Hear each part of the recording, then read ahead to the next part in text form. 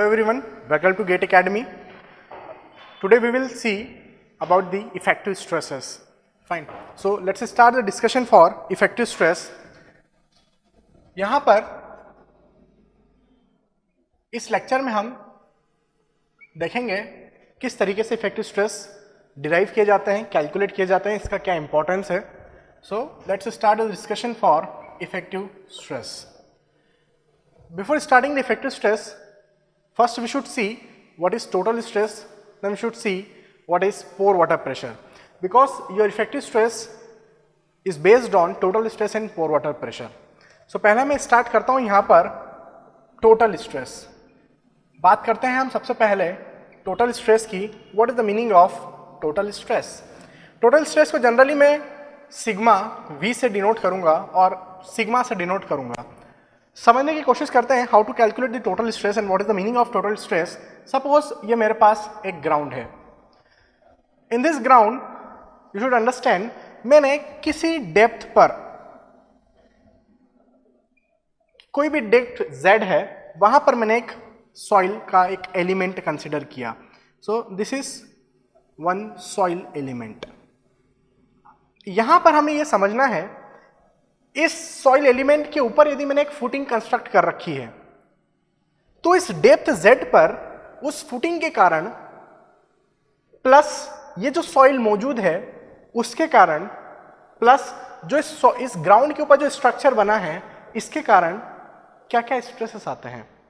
अभी फिलहाल में जियोटेक के अंदर इस टोटल स्ट्रेस के अंदर मैं टारगेट कर रहा हूं कि इस केवल सॉइल के कारण, forget about the weight of footing, forget about the weight of structure, मैं सिर्फ इस सॉइल के कारण इस पर्टिकुलर सॉइल एलिमेंट पे, इस पर्टिकुलर लोकेशन पर कितना स्ट्रेस डेवलप हो रहा है वो निकालना चाहता हूं. So this stress is because of the weight of soil जो इसके ऊपर मौजूद है. यदि मैं बात करूं तो इसके ऊपर ये सॉइल मौजूद है. इस तरीके से आप देख सकते हैं कि इतना सॉइल जो है इस पर्टिकुलर एलिमेंट के ऊपर क्या कर रहा है, फोर्स लगा रहा है. तो इस पूरे सॉइल कॉलम का जो वेट होगा divide by area of this portion, area of this element will be the stress, vertical stress I can say.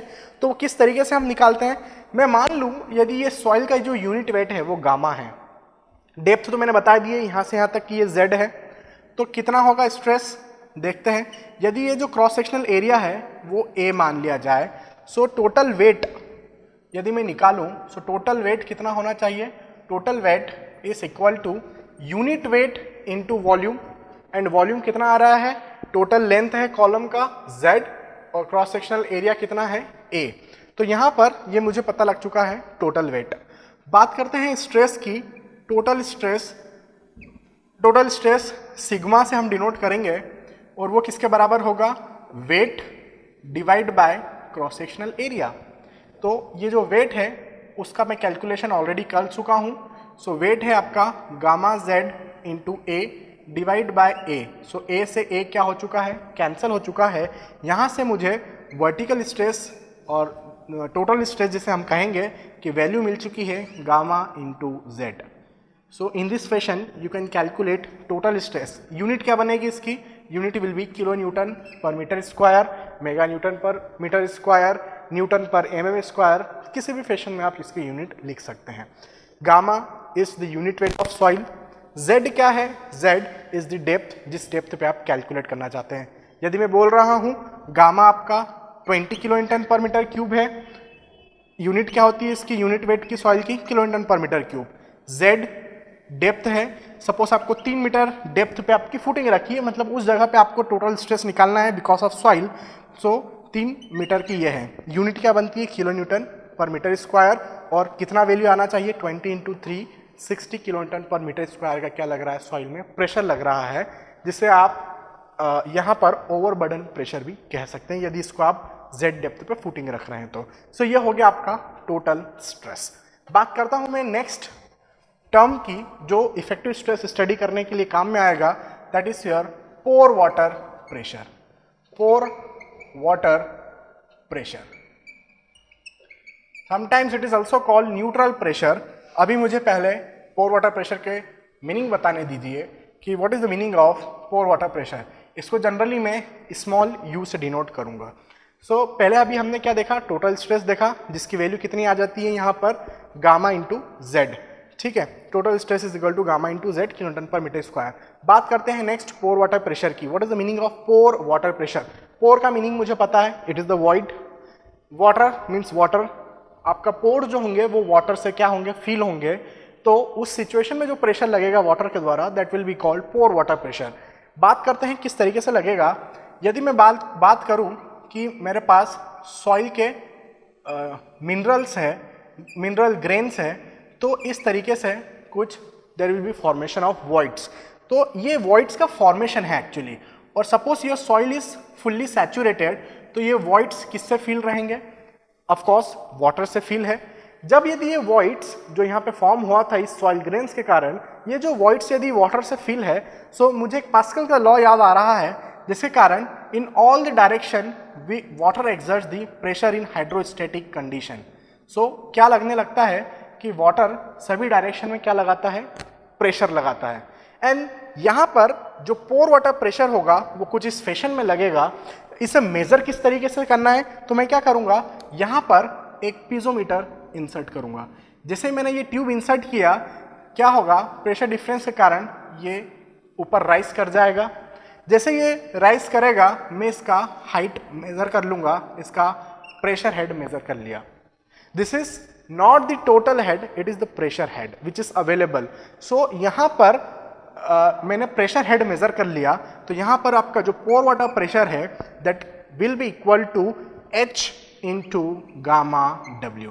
मतलब आपके वॉइड्स यदि वाटर से फिल है, आपकी सॉइल फुल्ली सैचुरेटेड है, in that case pore water pressure will be occurring और that will be equal to available head means distance into gamma W। Now you people should ask one question कि यहाँ पे तो मैंने easily insert कर दिया आपका पीजोमीटर, आपको ये हेड पता लग चुका है। But suppose I am constructing one footing at the depth of 4 metre और 3 metre suppose. So at the depth of 3 metre suppose I want to calculate the effective stress, I want to calculate the pore water pressure first. तो pore water pressure 3 metre depth पे calculate करने के लिए मुझे 3 metre का piezometer चाहिए which is not available. Then how should I calculate the value of pore water pressure. So उस situation में जब आप किसी डेप्थ पे पोर वाटर प्रेशर निकालना चाहते हैं ग्राउंड के नीचे, तो क्या पिक्चर क्रिएट होती है that I want to discuss here. Suppose मैंने क्या किया, एक ग्राउंड है मेरे पास, ये कुछ इस तरीके से ग्राउंड है, ये हमारा ग्राउंड लेवल हो गया और मैं मान रहा हूं ये कोई सॉइल सैंपल, उसका एक सेक्शन मैंने सपोज कंसीडर किया है, तो मैं मान रहा हूं कि ये लोकेशन ऑफ वाटर टेबल है। वाटर टेबल एकदम ग्राउंड सरफेस पे सपोज लोकेटेड है। ये आपका हो गया सॉइल सॉलिड्स। और यदि वाटर टेबल ग्राउंड लेवल पर प्रेजेंट है, इसका मीनिंग ये है अबो दी सॉइल यदि मौजूद है, that means all the voids are filled with what, water. Soil कैसी है अभी, फुल्ली सैचुरेटेड है, सभी वॉइड्स वाटर से फिल है। You should know if the voids are filled with water, soil is fully saturated. और मैं जानता हूं आपको समझने की कोशिश करना है कि ये वॉइड्स क्या है, इंटरकनेक्टेड है। If the voids are interconnected, they are forming the channels, they are forming the tubes. I accept these tubes are not regular tubes, this like this, ये क्या है, एक रेगुलर ट्यूब्स है, स्ट्रेट है। लेकिन यहाँ इस केस में मैं 3 मीटर डेप्थ पे, 4 मीटर डेप्थ पे, suppose I am talking about pile foundation, there the depth varies from 10 metre to 30 metre 40 मीटर, I don't have the piezometer of this much depth. So उस सिचुएशन में हम क्या किस तरीके से निकालते हैं, suppose this depth we have Z। इस सिचुएशन में हम क्या करते हैं, हम मान रहे हैं कि ये जो वॉइड्स है वो क्या है, इंटरकनेक्टेड है, they are forming the irregular channels, the channel shape में बी समथिंग लाइक दिस। ये ट्यूब का शेप हो सकता है, ये चैनल क्या है, पूरी वाटर से फिल है, ये पूरा सभी जगह इसमें क्या है, ये वाटर है। और कुछ चैनल का शेप ऐसा भी हो सकता है which is irregular in shape, channel कुछ इस शेप में भी हो सकती है। हमने पिछले कुछ वीडियोस में टॉर्टियोसिटी की बात किया था, सो सेम थिंग। सो इस शेप में भी चैनल्स क्या हो सकती है, आपकी प्रेजेंट हो सकती है। So these channels, these tubes which are irregular in shape, we consider as a piezometric head. So यहाँ पर ये कितने हाइट पर बनी है? टोटल हाइट z पर बनी है. वही मेरा क्या है एक्चुअली? अवेलेबल प्रेशर हेड है. ये tube same we are considering z equal to h. मैं वॉल्यूम तो नहीं निकाल रहा हूं, जो मुझे शेप से फर्क पड़ेगा, मुझे तो हाइट से फर्क पड़ता है. So again h. सो इन सिचुएशन में भी यदि आप देखेंगे, ग्राउंड में भी यदि मैं एक्चुअल ग्राउंड की बात कर रहा हूं, so through out the depth of the ground I can say कि जो फॉर्मेशन होने वाला है वो थ्रू आउट द डेप्थ होने वाला है. यदि वाटर टेबल ग्राउंड पे है, जिस भी लोकेशन पर अवेलेबल है उसके नीचे पूरा क्या होने वाला है? फॉर्मेशन होने वाला है इरेगुलर शेप ऑफ ट्यूब्स का. तो इस सिचुएशन में यदि मैं पोर वाटर प्रेशर लिखना चाहूं तो क्या लिख दूंगा? Pore water pressure is equal to unit weight gamma डब्ल्यू into h. H is equal to the depth of soil, means gamma w into z or z gamma w, whatever you want you can write. So we have z gamma w. So this is what we have the formula of pore water pressure in the actual ground. तो इस fashion में हम क्या कर सकते हैं? पोर water pressure भी calculate कर सकते हैं. तो अभी तक मैंने क्या क्या चीजें डिस्कस किया? सबसे पहले मैंने डिस्कस किया टोटल स्ट्रेस गामा z. मैंने डिस्कस किया यहाँ पर pore water pressure, piezometer insert करो, जितना प्रेशर हेड मिल रहा है that into unit weight of water will give you pore water pressure u value. Fine. अब इसके डिस्कशन को आगे कंटिन्यू करता हूं. There was one person, his name is Terzaghi, who is known as the father of geotechnical engineering. What he has done, he has given the value, the definition of effective stress. What he told, suppose मैंने अभी जैसे total stress की बात किया, ये suppose one particle है total stress का, जिसके कारण उसका वेट किधर लग रहा है? नीचे की तरफ लग रहा है. यह है टोटल स्ट्रेस. ग्रेविटी के कारण वेट है, नीचे लगेगा. और स्ट्रेस और जो पोर वाटर प्रेशर है उसको मैं यदि ऊपर की तरफ उसका इफेक्ट लूं, सो पोर वाटर प्रेशर में यदि ऊपर की तरफ इसका इफेक्ट ले रहा हूं, क्योंकि वाटर जो प्रेशर है वो सभी डायरेक्शन में लग रहा है, मैं वर्टिकल की बात कर रहा हूं. इन दैट सिचुएशन आप यदि इसका रिजल्टेंट निकालेंगे तो रिजल्टेंट क्या बनना चाहिए? सिग्मा माइनस यू का बनना चाहिए, क्योंकि बड़ा फिगर मेरे पास सिग्मा का रहेगा. सो ये जो टर्म दिया उन्होंने, वो उन्होंने कहा sigma bar. So this was given by Terzaghi in the year of 1936. तो मैं यहां पर लिखना चाहता हूं क्लियरली, एज पर तरजागी, एज पर तरजागी उन्होंने कहा था effective stress sigma bar is equal to total stress minus pore water pressure, which is here effective stress. Resultant stress I can say. Total stress नीचे की तरफ, pore water pressure ऊपर की तरफ, इनको मैंने मिलाया, यहाँ पे मुझे मिल गया effective stress sigma bar. Definition क्या दी उन्होंने? Definition उन्होंने दिया कि sigma bar is the effective stress and it is that pressure which is transmitted through the contact area of soil solids. This was given by Tarzagi in the year of 1936. So what I want to discuss here is the pressure. मैं definition लिखना चाहूंगा. It is the pressure transmitted through the contact area of soil solids, through the contact area of soil solids. मतलब sigma बार को आप कुछ इस तरीके से भी लिख सकते हैं इस डेफिनेशन के हिसाब से कि कांटेक्ट फोर्स पूरे सॉइल में जितना भी कांटेक्ट फोर्स लग रहा होगा वो divided by contact area. So this was given by Terzaghi. थोड़ा सा डिस्कशन को और आगे बढ़ाते हैं, देखते हैं इसमें ये this is not correct actually, there is some problem in this. समझने की कोशिश करते हैं, इसको एक्सटेंड करते हैं. There was one person, his name is Lambe and Whitman. Two people were there. In the year of 1969 they told something about this theory. उन्होंने क्या किया? They have taken one soil sample.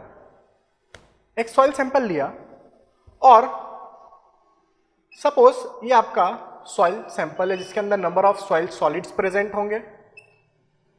इस तरीके से कुछ soil solids present है। सो इस तरीके से हम क्या कर सकते हैं, सॉइल सॉलिड्स ड्रॉ कर लेते हैं गिवन सॉइल के अंदर। मतलब इसके अंदर वॉइड्स भी प्रेजेंट है और सॉइल सॉलिड्स भी प्रेजेंट है। तो इस तरीके से कोई सॉइल प्रेजेंट है, यहां पर कोई एक लोड लग रहा है of amount P। The load may be coming from super structure. So कोई भी सुपर स्ट्रक्चर कोई हो, उसका वेट है, फुटिंग का वेट है, वो सभी इस पे लग रहा है सॉइल पर। अब समझने की कोशिश करते हैं, यहां पर हमने क्या किया, कोई एक सेक्शन लिया, एक सेक्शन लिया मैंने सपोज XX। इस सेक्शन में आप समझने की कोशिश करिए, ये जो लोड है P, ये कौन लेगा? ये जो लोड है P, अच्छा यहां पे मैं वाटर टेबल भी मान रहा हूं। मतलब मैं क्या मान रहा हूं कि ये सभी वॉइड्स किससे फिल है, वाटर से है। सॉइल फुल्ली सैचुरेटेड है, ये मैं कंसीडर कर रहा हूं। तो मैं क्या बताना चाह रहा था, मैंने एक सेक्शन लिया, मैंने देखा कि इस पर्टिकुलर सेक्शन पर ये लोड कौन लेगा, सॉइल सॉलिड्स लेंगे। और क्या प्रेजेंट है इस सॉइल में, वाटर प्रेजेंट है, तो वाटर लेगा। तो यहां पर मैंने क्या किया, the total load will be taken by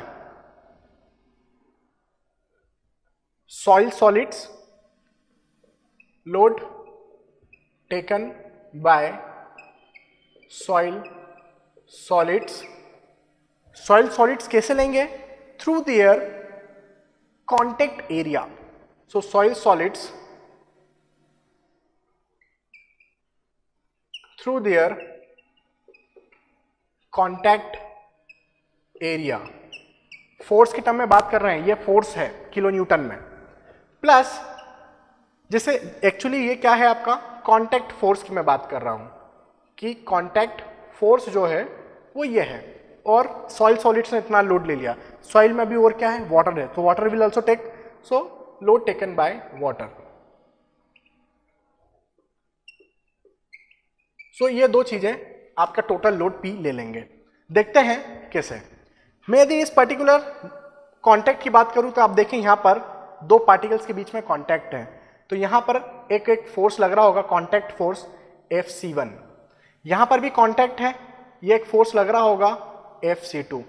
इसी तरीके से सॉइल के किसी भी पर्टिकुलर सेक्शन पर जितने भी सॉइल सॉलिड्स के बीच में फोर्स अवेलेबल है, Fc1, Fc4 up to Fc5 up to Fc infinite, जितने भी नंबर ऑफ कॉन्टैक्ट्स है, सब कॉन्टैक्ट्स पे फोर्स लगेंगे अपवर्ड डायरेक्शन में, क्योंकि ये जो लोड है उसको मुझे रजिस्ट करना है।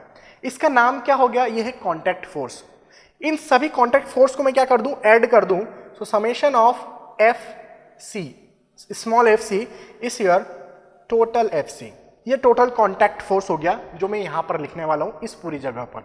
सो आपके पास टोटल लोड था जो P, वो आपने सॉइल सॉलिड्स को दे दिया, जिसकी वैल्यू है मेरे पास कॉन्टैक्ट फोर्स की Fc, plus load taken by water. Load क्या होता है, प्रेशर इनटू एरिया। तो यहां पर देखते हैं वाटर कहां कहां पर फिल है। वाटर आप देखेंगे तो वॉइड्स के अंदर फिल है, वॉइड्स के अंदर फिल है। अभी पहले तो वॉइड्स का एरिया निकालो इस पर्टिकुलर सेक्शन में। मैं मान रहा हूं इस पूरे सॉइल का जो क्रॉस सेक्शनल एरिया है that we can easily measure A। Let me assume the cross sectional area of this soil is A। यह हो गया पूरा क्रॉस सेक्शनल एरिया A। आप देखेंगे इस जगह पर क्या है, कॉन्टेक्ट एरिया है, यह है आपका AC1, यह है आपका contact area AC2, contact area AC3, contact area AC4, contact area AC5। सो 5 जगहों पर आपके सॉइल सॉलिड्स कॉन्टेक्ट में हैं। और तो पूरी जगह पर क्या अवेलेबल है, वाटर।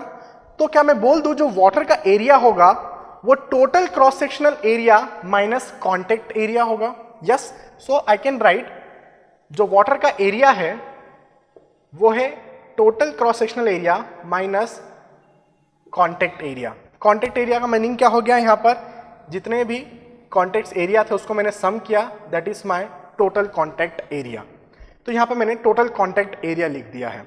सो अच्छा, ये एरिया इनटू वाटर कौन सा प्रेशर लगाता है, अभी हमने डिस्कस किया पोर वाटर प्रेशर। सो यहां पर मैं लिख देता हूं पोर वाटर प्रेशर। आपको एक बात डिस्कस करना है, यदि मुझे इस पर्टिकुलर सेक्शन पर टोटल स्ट्रेस निकालना है तो वो कैसे निकल जाएंगे? Total stress P divide by cross sectional area.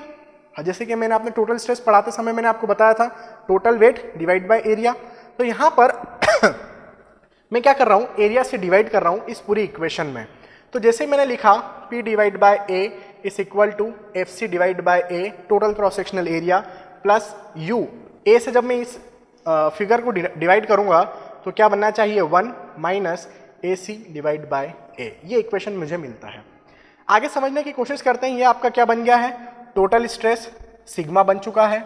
FC divide by A मुझे पता नहीं, इसको सिर्फ इस तरीके से लिख देता हूँ, FC divide by A which is the contact force divide by total area plus pore water pressure U लिख दिया इनटू, समझने की कोशिश करते हैं यहाँ पर AC क्या है? AC is the total contact area. आप देखिए इस पर्टिकुलर सेक्शन XX में टोटल क्रॉस सेक्शनल एरिया क्या है? Capital A। पूरे टोटल क्रॉस सेक्शनल एरिया में बहुत कम एरिया ऑफ कांटेक्ट है। कांटेक्ट एरिया क्या है? बहुत छोटा सा, बहुत बारीक, बहुत कम है। सो बहुत छोटे छोटे एरियाज को यदि आप सम भी करते हैं so total contact area will be very less as compare to total area of cross section. तो कांटेक्ट एरिया बहुत कम है। पूरा क्रॉस सेक्शन में ज्यादातर एरिया किसका होता है? वॉइड्स का होता है। तो यहाँ पर ये AC का जो वैल्यू है ऑलरेडी बहुत छोटा है, उस छोटे वैल्यू में भी आपने और A से डिवाइड कर दिया तो ये पूरा टर्म क्या हो चुका है? बहुत कम हो चुका है। इसलिए मैं क्या कर रहा हूं, यहाँ पर इसको नियरली इक्वल टू 0 मान रहा हूं, क्योंकि एरिया ये फिगर बहुत कम है। तो मुझे U इंटू 1, तो इतना मैंने लिख दिया। यहां से अभी मैंने आपको ये इक्वेशन बताया इस पर तरजागी के हिसाब से उन्होंने कहा था यदि मैं इस इक्वेशन को अरेंज करूं सो इक्वेशन को अरेंज करने पर मुझे मिलता है sigma is equal to sigma bar plus U। तो ये मैंने लिख दिया प्लस U एज पर Terzaghi in the year of 1936। यदि मैं इस इक्वेशन नंबर 1, इसको नाम देता हूं मैं इक्वेशन नंबर 1, और मुझे ये इक्वेशन मिला इक्वेशन नंबर 2 को, यदि मैं कंपेयर करता हूं इक्वेशन 1 और इक्वेशन 2 को, तो आप देखने को मिलेगा कि ये तो सिग्मा है, यहां पर भी सिग्मा है, उसके बाद U है, ये भी U है। तो सिग्मा बार का वैल्यू कितना हो जाता है यहां से? This is the value of sigma bar. तो यहां पर फ्रॉम तरजागी यदि मैं कंपेयर करूं so this is the value of sigma bar plus U। तो यहां से मुझे पता लगा है कि जो सिग्मा बार का वैल्यू है that is FC divide by A है। तो मैंने देखा यहां पर कि मैं यहां पर लिखता हूं कि जो मुझे सिग्मा बार का वैल्यू मिला है that is the FC divide by A means contact force total, I should use total contact force divide by total cross sectional area. ये किसने निकाल के दिया? ये निकाल के दिया लैम्ब एंड विटमैन 1969 ने। तरजागी ने क्या कहा था? Sigma bar is the contact force divide bye contact area, which is wrong. It is actually the total contact force divided by total cross sectional area, which is physically not meaningful. ये physically meaningful होता यदि आप लिखते हैं FC divide bye AC, जो force लग रहा है कांटेक्ट का वो कांटेक्ट एरिया पर लग रहा है, तो FC डिवाइड बाय AC यदि आप लिखते हैं it has some meaning. But यहां पर जब मैंने इसको सॉल्व करके देखा पूरा तो मुझे मिला कि sigma bar is not the pressure which is transmitted through the contact area. ये क्या है sigma bar? It is the ratio of total contact force divide by total cross sectional area, not the total contact area. So this you can measure the value of sigma, you can measure the value of U directly, but we never can measure the value of sigma bar directly. If you want to measure the value of sigma bar, first you have to calculate the value of sigma, then you have to calculate the value of U. You subtract this and calculate the value of sigma bar. तो यहाँ पर मैं confirm करता हूँ कि sigma bar एक effective stress है, which is not the ratio of contact force to contact area, it is the ratio of contact force to total cross sectional area, जिसका कोई physical significance नहीं होता है. Physical significance होता जब आप इस फैशन में मेजर करते हैं contact force divided by contact area, but हमें बट हम अभी क्या कर रहे हैं, टोटल क्रॉस सेक्शनल एरिया के रिस्पेक्ट में मेजर कर रहे हैं. सो अब मैं करेक्ट डेफिनेशन यहाँ पर दे सकता हूँ कि effective stress can be defined as a pressure transmitted to the contact area that I accept, but it is measured with respect to the total cross sectional area. So finally your effective stress is FC divided by total cross sectional area. इसको major करना चाहते हैं आप तो सबसे पहले आप क्या करिए, इसको मेजर करने के लिए टोटल स्ट्रेस निकाल लीजिए, उसमें से पोर वाटर प्रेशर सब्ट्रैक्ट कर दीजिए, आपको इफेक्टिव स्ट्रेस मिल जाएगा. So this is what the complete picture of effective stress. Fine. So ये कहा गया था 1969 में Whitman and Lamb ने.